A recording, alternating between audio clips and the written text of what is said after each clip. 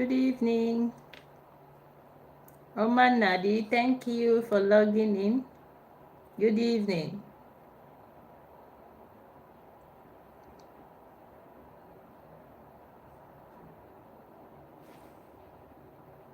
We still have like 3 minutes for others to join.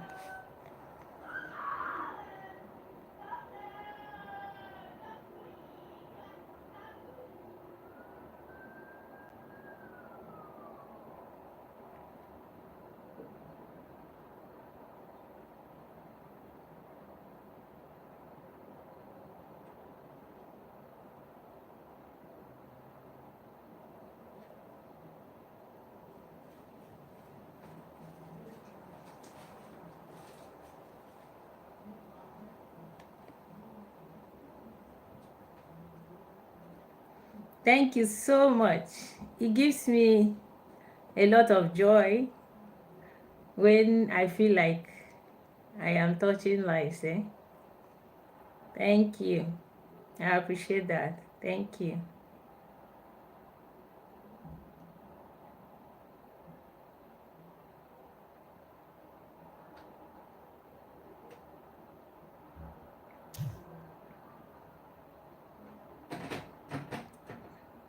Mr. Abiodun, welcome.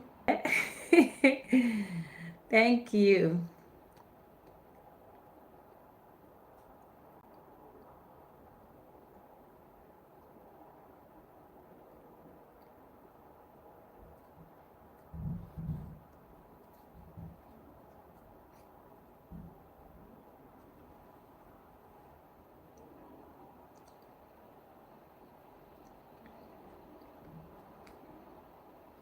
In a minute, we will start. So that at least we have the benefit for those who came early.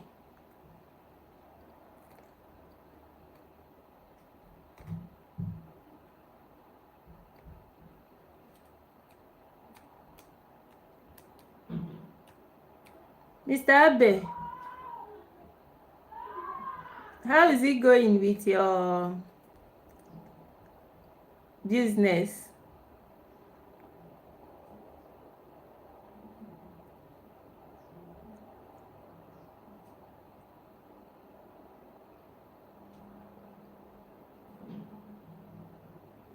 Mr. Abiodun, can you hear me?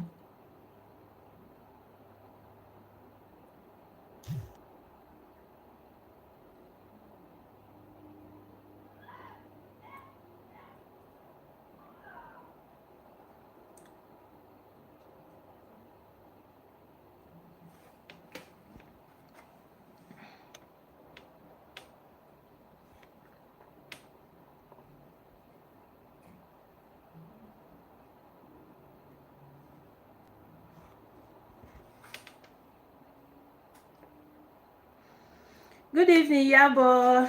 Longest time. It's been a while, though.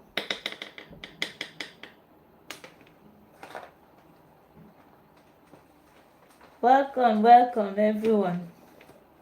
So, we have given a grace of 5 minutes, which is maybe good enough so that those that came early will not feel cheated. So today I chose a topic which is picky eating in children. I chose this topic because it affects a lot of families. It's true that yes, Mr. Abe. Yes, everyone, Mr. Abiodun is a consultant therapist. Should I call you that? Yes, well, if you have a child that needs assistance, support, you can always call on him. He can provide you with support. So, like I was saying, we chose a topic that affects a lot of families. It can be frustrating, yet it is not recognized as a sickness. As much as it is not recognized as a sickness, it has a far-reaching effect, which is stemmed on the saying that you are what you eat. You are what you eat means that every cell of our body is made up of an organic material. Good evening, my dear friend, Mrs. Ijoma. Nice to have you. Thank you so much. So the fact that every cell in our body is made up of an organic compound means that that organic compound comes from the food we eat. So if children do not eat well, the effect is not just physical, it can also go as far as mental. And in fact, this is the basis of my practice. If you don't know yet, my practice is about supporting children with neurodevelopmental impairments using bio-individual nutrition approach, which is usually individualized. So in picky eating, it is very difficult to tackle, because you can't take a child to hospital and just tell a doctor this child is not eating well. But that child can continue having infection upon infection. He can continue having, just mild sicknesses. Any small malaria will pass by and he will collect. Any small typhoid will pass by and he will collect. If there's chicken pox in the school, he'll be the first to collect. If there's a measles outbreak, even though he has immunization, he will collect. So what is happening is that child. Thank you, sir, my chairman. Thank you so much. I appreciate you. So what is happening is that such a child is like going to war without an armor. Such a child is not in any way protected, because the cells that build your immunity is actually derived from the food you eat. So children that are picky eaters are neither healthy nor sick. But in the real sense, they are like ticking time bomb, that at any point in time, anything can happen. They can pick an infection. They can just go into any form of, attack from external sources. So in that sense, we are looking at these children to be needing a lot of help. Aside the frustration it gives their parents. Thank you so much, Clara. Thank you, I appreciate that. So aside from giving the parents so much concern and frustrating both parents, is also another source of concern, because you wouldn't want to go through what it takes to be always in the hospital treating a child who should actually be living a very healthy and cheerful childhood. So in picky eating, like I said in one of the advert videos, we have different causes. There are natural causes, there are biological causes, and there are also causes that you cannot just place your hand on. So what are some of the natural causes? Some of the natural causes are that some children, no matter what you do, they just like people have hobbies and what they like. Some children don't just like eating food. Those ones, all you can do for them is continue to support them with what they like. If they like something, try to supplement that thing. Assuming they like pap, this is an example. If a picky eater likes pap, you will know that he would want to eat pap.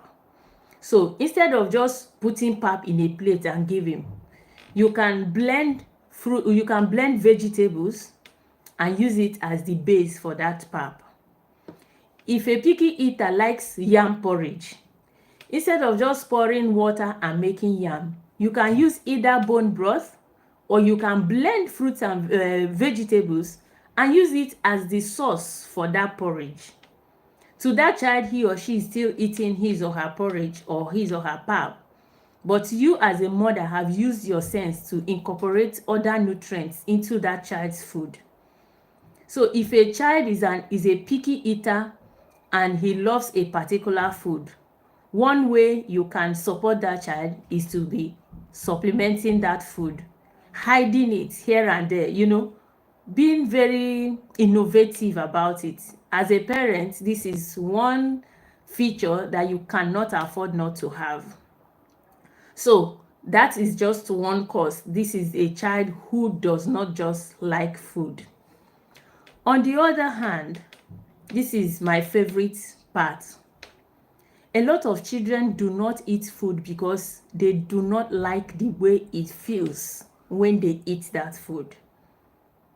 I need you to listen. I wish there are more people on now to listen to this part. In any case, I'm still going to put up the video on my channel.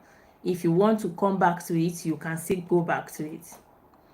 So in this aspect, the child is not feeling good inside when he or she consumes that food, because there is a condition that we normally recognize as leaky guts. No offense intended, but I must let you know that most mainstream doctors may not agree that there is anything like leaky guts. So this leaky gut, what it means is that there are holes in the walls of the stomach of that child. And when these holes exist, when the child eats certain food, the walls of the stomach is like a wall, just like a wall. And in that wall, you know, there is a space between the outer side and the inner side. So normally food is supposed to be digested in between those two walls. And then it goes into the lymphatic system. If it is a fatty acid, you know, it's a very complicated one. I had to learn like Jackie to pass that part of my anatomy and physiology. So when there is a hole, the food, instead of passing through the wall, it passes out of the wall. And where does it go? It goes into the bloodstream. And when it enters the bloodstream, what I used to explain it is like it enters like a thief.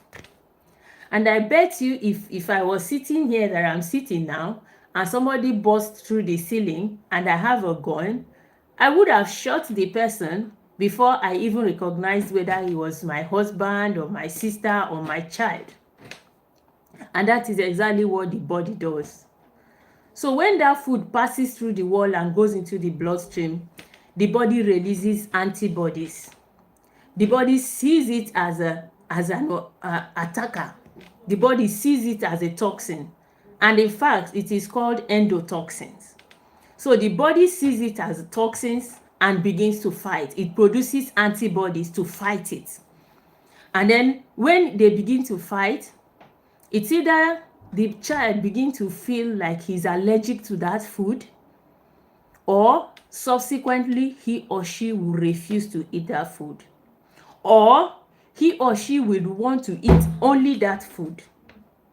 So it's either the child gets addicted to that food or he begins to reject the food. So in the case of rejection, it becomes a picky eating habit. So if he rejects the food and he refuses to eat it next time, you just put it down that this child does not eat this food. And in that case, it becomes a picky eating case. So now, just a minute. Yeah. Yes, that's my beautiful daughter. She wants to say good night. Normally, I'm supposed to go and tuck her in, but right now, I just felt I should share whatever I have with every other person. So when, pardon me, I'm sorry again. So when the body begins to fight that food, the body does not recognize it as food, it recognizes it as toxin. The child does not want to eat that food again, or the child wants to continue eating only that food. when this situation arises, every other person will see that this child is allergic to this food. That is, if the reaction is intense enough to show on the body of the child. Sometimes it's not intense enough, so the child just doesn't feel good about the food, and then subsequently he refuses to eat it. So if it's intense enough, the mother will probably take him to a doctor, and the doctor may or may not see it as allergy, and just be giving antihistamine, and then he still refuses to eat that food. So in bio-individual nutrition, we look at this. The first step we take in a case like this is to heal the gut. And as being here today, I am going to teach you a very ancient but effective way of healing the gut. Our parents were doing it, but I'm sure they didn't even know what they were doing. But it was a very effective way of keeping the guts of children in a very good state. It is called using bone broth. I remember when I was younger, pardon me, I grew up in the village, and I'm not apologetic about it. When I was younger, when there is a funeral, maybe they will kill a cow. And mothers will probably just get some of the bones. My mother especially was doing it. We would kind of put the bones in this gigantic pot and just put fire under it and go to bed. That bone will be cooking, then maybe the next day you will get the water, and then you use the water to either make soup. And then even in that funeral again, they get this soup water. Many women also do it, but we probably don't do it long enough to extract all the nutrients. You use the meat water or the bone water to cook soup. So I also remember when my brother was having a very bad bow leg, my father would go and buy bones from the butcher. Then nobody thinks anything about bone. He will just, in fact, he doesn't buy, he just gather bones from the butcher, and we cook that. After cooking it, my brother will just be drinking it, that bone, that water from the bone. And like magic, the legs started straightening up, like the legs became straight and normal. So for you to see that this particular condiment, do I call it condiment? This particular food or whatever it is very, very good. It will not just heal that gut, it will also provide the child with nutrients that he or she was not getting from food. Because in the bone, you have all the calcium, the magnesium, the sulfur, which are very important for every biological process, especially magnesium. So these are the things that now come out from that bone and enter the water. So for this other child that doesn't even like eating at all, you can still make the bone broth and be using it to cook his soup, be using it to cook his food, and it can be taken just as it is. You can drink it as people that drink wine. Instead of wine, you can actually drink bone broth along with your food. So when children are not eating because they have leaky gut, you can make bone broth and be using this bone broth to cook their food, to give them as a first drink in the morning or the last drink at night. What this bone broth does is that it goes and seals the holes in the stomach. And it does another thing, because instead of just pouring the bone in the pot, we have devised a means of making it spicy. I would just deviate a bit, but keep your thoughts in line. You make it a bit spicy by adding vegetables. And not just any vegetables, but vegetables that have been proven to be good for the gut health. So we usually would add celery. Everyone who knows celery knows that celery is a very nicely scented vegetable. It, like, the scent is something you can't miss. Then we would add carrots. Then we would cut some cabbage, just any vegetable you have around. We will pour everything inside, put some ginger. We don't put garlic at the beginning. We cook it. Now I'm teaching you how to make bone broth.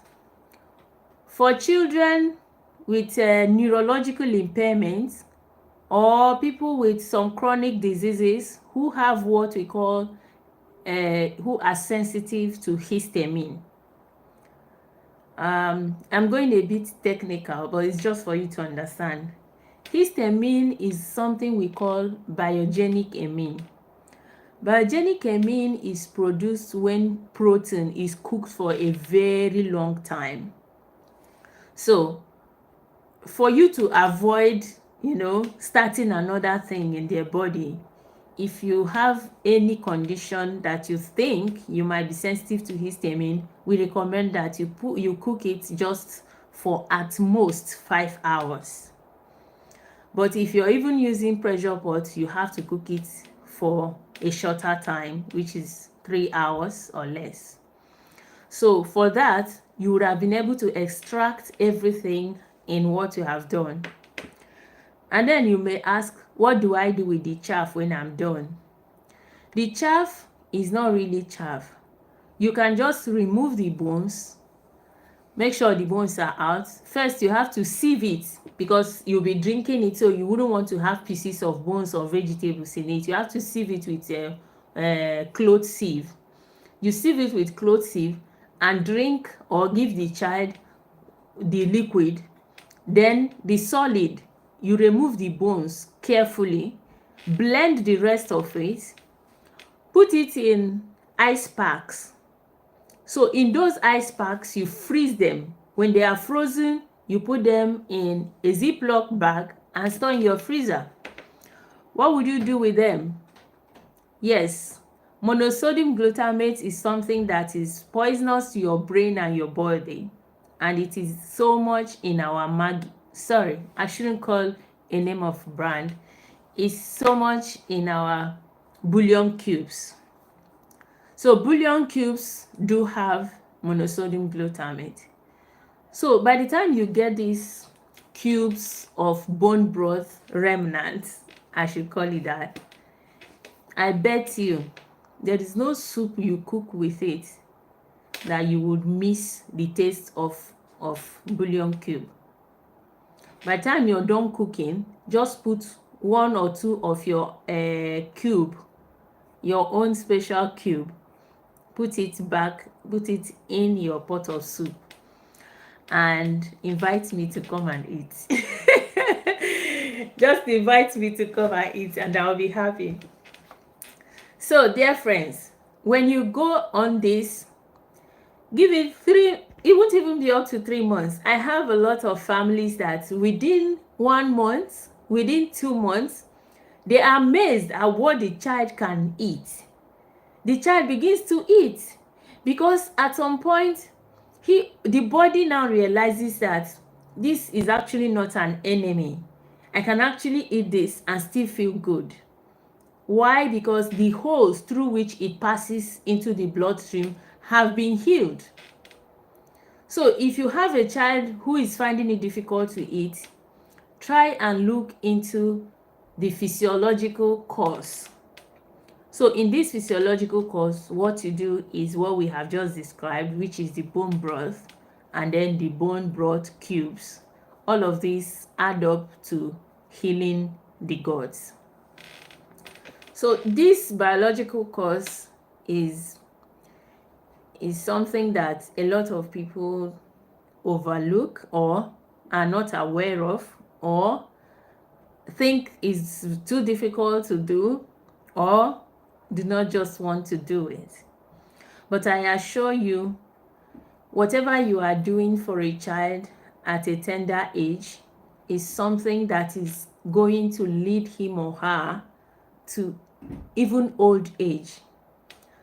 I'm telling you this with assurance because I know it. I know it myself. As a child, my father would always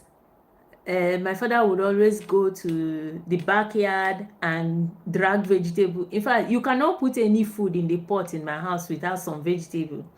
He will go and pick it. My mom will be, you have killed all my ugu. You will go and drag ugu that is carrying head. And my father will be like, ugu will grow again. Next year, we'll go and buy the seed. And I tell you today, even as a child living in boarding house, at some point everybody will just get chicken pox. I will be sleeping and being among them, and I won't pick it.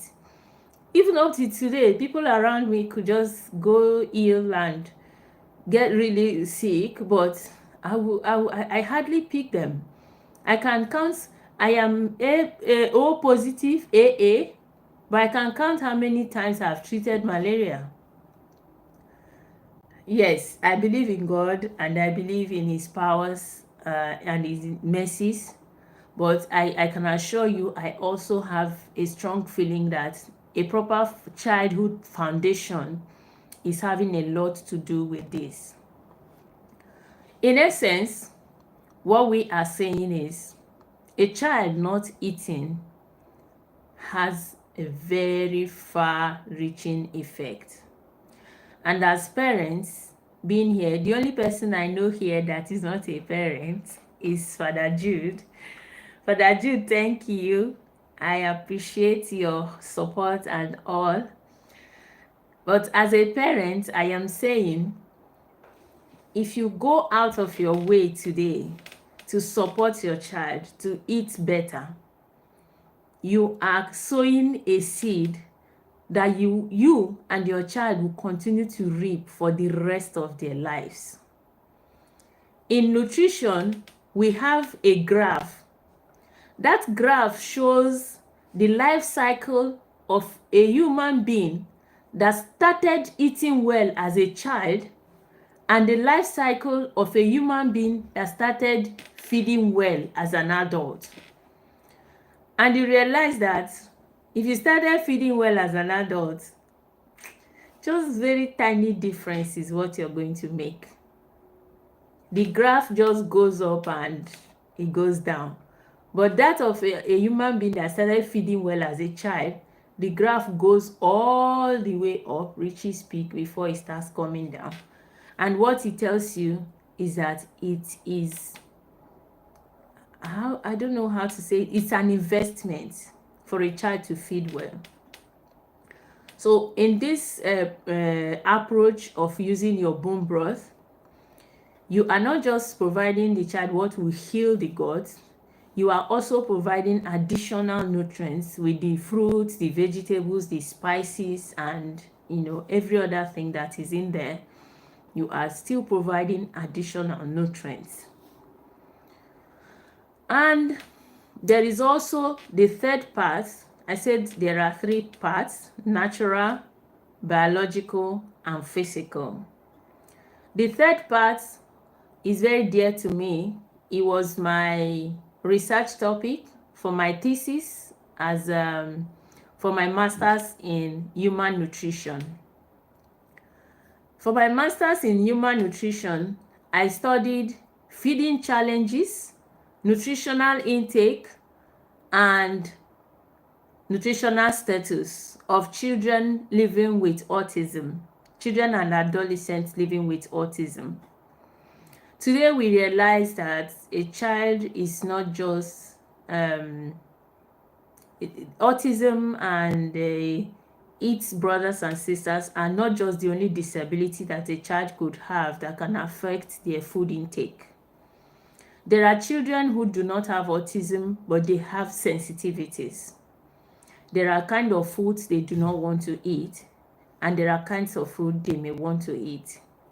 There are children who have autism that have those sensitivities that would insist on certain kinds of food.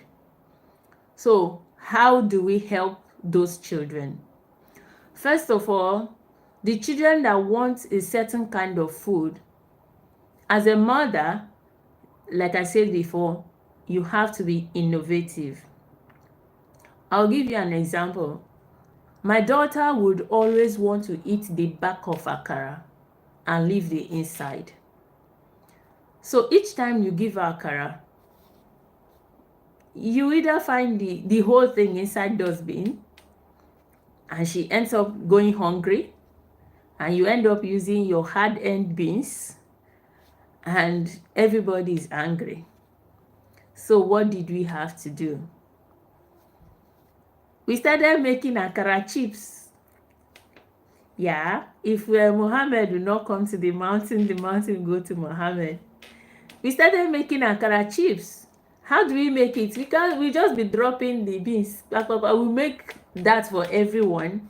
Then for her, we will just be dropping the beans, the akara substance now. We'll just be dropping it, and then it will be just tiny, fill the basket. I wish I could show the picture. It will just be tiny, and fill the frying pan, and then we bring them out, and they are just those small, and then she eats it. She's happy, we are happy, my beans is happy. So as a parent, it's very, very important that we are innovative about providing for our children. There are other ways we can support children who are not eating. One of them, in today's society, is very difficult, but it's something we have to remember that our parents did for us. We should try as much as possible to support these children. Number one is eating together as a household. When you eat together, in fact, 99% of the lives of our children is by modeling. They model after us. So when we eat together, they watch us. They see how we are eating the food. And that is the basis of, this is our local food, this is our local food. If the child did not see you eating it, they will not know it's their local food. So when families eat together, children get to watch. And if it's a child that you know has that tendency of not wanting to eat, what you do is that, this food there, I've never seen a food so yummy. You will put it in your mouth. You know what they say? That curiosity kills the cat. The child would want to know, Kai, this food that mommy is eating and licking out like this, maybe I want to find out what it tastes like. And then they would want to check. Yes, yummy. Clara, yes. Thank you, Peace. Thank you. So the curiosity would drive the child to go and check this thing that mommy is eating. Let me just know what it tastes like. And that is where you catch them. Another thing is allowing them to participate in the cooking. Some of them, they are scientists in their mind. If they did not see how this thing came about, they don't trust it. So if you have Einstein in your house, you should know how to satisfy his scientific curiosity. So what you do is that if you have the chance, if you shop, like maybe you shop in ShopRite, now, or you shop in good, shops that is children friendly, you take them along. I say, pick this one, this is carrot. Or yeah, pick this one, this is cabbage. Or yeah, take this one and put in a basket. They will put. By the time they finish, when we get home, you are cooking. I say, give me the carrots, let me cut. Carry them, if they are still very, put them on the kitchen counter. Give me that cabbage, let me cut. Can you see how I'm cutting it? This cabbage is very fresh. Or yeah, help me put this one in the pot. Hey, oh yeah, put it. I know you are brave. They will put. So everybody will be like, we are part of the cooking. They will just cook, and everybody will cook. Thank you, Mr. Abiodun. Everybody will cook. Do you know what will happen? Is that they will take pride in the food they cooked, and they would want to eat it. So when such a child eats that food, they will be like, this is a product of my hands. I cooked it with mommy. I shopped for it with mommy. So we eat it together. So that is also one way. Yes, so some children have trust issues. Yes, Clara. So that is one way. By incorporating them into the process of making that food, they feel like they are really part of the making and they would want to eat it. So we have looked at two ways, 2/3 ways. So another way is by when the child is a baby, or not even a baby, a child, 4, 5, 7, 8, you buy a plate that has 3 spaces. Instead of jumbling everything up in a plate, you can put fruits here, put vegetables here, put meat here, just separate the foods. Some of them like eating one thing and they do not like eating another, but by presenting it to them, they would want to, you see, let me even know what this is like. Some of them, by seeing it in their plate, would just want to try it, and they would like pick it and try. This thing is not as bad as I thought, and they will eat. Don't worry if they did not eat the first day, the second day, the third day. An average person needs about 20 exposures to be able to accept a new food. But continue presenting, continue, doing the other ones and still presenting. So by the time you keep presenting and presenting, at some point they will start to accept. So these are 4 ways that you can support a child who is naturally a picky eater. Aside that, even children whose own are biological, aside the bone broth, you can also be using these methods to support them. And all of these are when the child is already a child. But being a nutritionist, I will still go and put mouth where it does not concern me. As a mother, when you are pregnant, try as much as possible to expose yourself, to expose your stomach to as many foods as you would want your newborn baby to eat. That time when they do not know a thing, make sure you are exposing them. Some parents would raise a child with pap and just pap morning, afternoon, night, and then in 4 months you want the child to be eating akara and okpa. For where? He has never seen it, he has never smelt it. So if you have been exposing that child from even when you are pregnant, when the child is born, when the whole family is eating, even if it's not old enough, just dip your fingertip, touch the mouth, dip your fingertip, touch the mouth. Let the child start having an idea of what feeding and food is in the family. So by doing that, you're already exposing the child. When my last child, as a baby, the first food he started eating was we would just blend from 4 months. We started blending avocado, banana, just fruits like that, blending it. So that time the child barely even knows what to take, what to accept or not what to accept. But by that exposure, the child is beginning to have an idea of what food is and, having appreciation of food. So don't just raise your child on golden morn and maybe pap. And when the child is of age, you want him to all of a sudden start accepting every food. It's not possible now. How about think am, even if na you like this.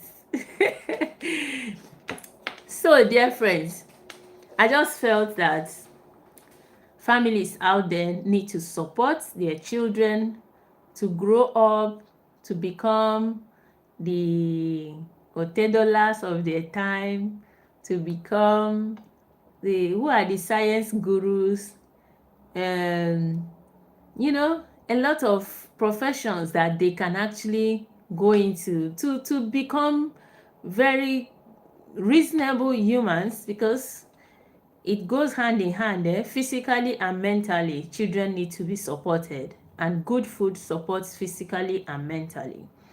So I wish that our children can feed well, think well, and grow well, to redeem us from whatever we think we are suffering today. Because if we are not doing something different today, we don't expect to have anything different tomorrow. We have to do something different today to be able to have a better tomorrow. And for you to have a better tomorrow, you have to give the body the tools. And the only tool I tell you you can give your body is good food. It is only when good food is in place, you start talking about academics, start talking about skills, you start talking about exposures, education. It is only when the body is in place that those things now come in and do their functions. I am highly honored to be speaking to wonderful, great people. You don't know how happy I am. And let me tell you, this is going to be happening every 2 weeks. I cannot do it every week for now, because I am still a student myself. I still need to be in school. So every 2 weeks, for those of you who have joined my Telegram group, if you have any question at all, I wouldn't hesitate to answer you. Just put it down, make it lively, and let us talk. Whatever you want, and as long as it's within my jurisdiction, of course. I will be very happy to answer you. Thank you so much. Thank you. I really appreciate every one of you. I am so honored. I thought nobody was going to show up, but look at me. Thank you. Thank you so much. This is 47 minutes. If you have any question, maybe you put it here. Thank you, Clara. Oh, I'm blushing. Thank you. Yes, eat together, participate in meals purchases and preparation, have a healthy nutrition during pregnancy, start early. Thank you for that summary. You are in fact, you are the best. Thank you. Thank you so much, everyone. Thank you, Chelsea. Brainfoods to the world. You know, if you can just put down where you are listening from. My friend from Australia was here. I have a lot of wonderful people from everywhere. Thank you, Peace. Yeah, Peace is from Australia. Can you imagine? Please, if you can just put down where you're listening from, I will appreciate it. It will give me more ginger. Give me more ginger. If you missed any part of the lesson, you are going to get it from the cooking utensils. Would you Ayobami, would you remind me on the Telegram group, so that we can treat cooking utensils as a topic? It is supposed to be a topic of its own. It's not something we can just brush. Yes, Clara from Lagos, Nigeria. Aloha! Oh, lovely, from Lagos. Thank you. Ayobami from Lagos. Oh, Anosi from Ibadan. Thank you. You know Ibadan was my base, eh? Adetola from Ibadan. I be Omo Ibadan. America? Oh my God. Wow. Abuja, thank you so much. Australia, Melbourne, peace, thank you. Thank you so much. We are going to treat cooking utensils. It's a topic of its own. Okay, I will explain the bone broth to you, Eloho. Okay, Eletu Iyabo. Iyabo, yes, it's something I can explain to you, and then you can also listen again to this program, but of course, we know where we meet. Oh, thank you so much. I am so happy. Prince Israel from UK, thank you. Thank you. On those states. Oh, Chama from UK. Are you seeing Brainfoods to the world? We are going global. We are going global. Thank you. Thank you. Thank you. Thank you so much. I am so happy. Philan Irese from UK, thank you. Juliana, thank you so much. Thank you, thank you. I really appreciate your presence. And please take home what we are learning. They are, a lot of them are from experience. And as a mother, I wouldn't want anyone to go, to do the things I wasn't doing when I didn't know some of these things. So please, if it's something you can do it. The bone broth, yes, I'm just going to say a few things about it. It must not be bone, no, because the main thing you are looking for is Filian, welcome from UK. Juliana from Lagos, thank you.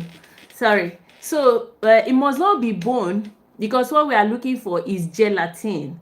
So you can also use cow leg. In cow leg, there's a lot of gelatin in between the hide and the bone. So cow leg is even a lot better. So but don't overcook it. When it is cow leg, you don't need to cook for too long so that you can just extract that gelatin and be using it to make the child soup, broth, just be using it to warm their food, steam their rice, cook their porridge. Give them very early in the morning to go and take part, as in to take place in the base of their stomach. These are ways you can use the bone broth. If you still need further explanation, meet us at the Telegram group or still on this YouTube. Thank you, everyone. Soft bones. Is it like maybe biscuit bone? Is it biscuit bone, Clara? Do you mean biscuit bone? But yes, you can use, yeah, you can use it. You can use it. It was actually biscuit bone that my father was buying for my brother. It was biscuit bone. He would drink the water and still eat the bone. You can use that. You can actually use it. So if you use this, any bone is okay. The best thing is just to be able to extract what is in it very well and apply it to help to heal the gut. It does a lot of things for children on the spectrum, which I may not be able to discuss today, but it does other things aside from just healing the gut for these children. Elon Musk, wow. Are you really Elon Musk? I'll be delighted if that is Elon Musk on my live YouTube broadcast. Thank you. Who knows? I appreciate. So yeah, talking about the bone broth, yes, it's fantastic. It's wonderful. You can never exhaust what it does for the body. But yes, please do this for your children. It's not just the picky eater, even people that just want to be healthy. If you look at many recipe books, instead of water they ask you to add broth. It is that broth. You have it. If you have maybe solar system in your house that you can store things in freezer, it's something you should have in your freezer. Just cook a lot of it and freeze them. If you want to use a pack for next week, you bring it out from the freezer and put in the fridge and be using. It mustn't even be for a child with that is picky eating. It is a natural nutritionally healthy routine that anybody can choose to take. What's the place of processed milk in children? Reactions and stimulants. Mr. Abiodun, Mr. Abe, I know you as Mr. Abe. I hope I'm right to call you Abe. So Mr. Abe, processed milk, It's another topic. How do I say? It's another topic. It's a whole topic of its own, because we have allergies, we have sensitivities, we have other factors that may or may not make it suitable. But I would want us to like have an in-depth discussion on it. I asked that everyone should endeavor to watch some of the YouTube videos and come with their questions. But yes, it's going to be an avenue for us to expand on topics. So any topic you feel that you want us to talk about that is not about this picky eating, we are going to make it a whole topic of its own, and we are going to exhaust it. It's always good to pick one and exhaust it. Thank you so very much, everyone. It's been a wonderful evening. I am most honored to have hosted you. I appreciate each and every one of you. Have a wonderful evening. Bye. Filian, thank you. Bye.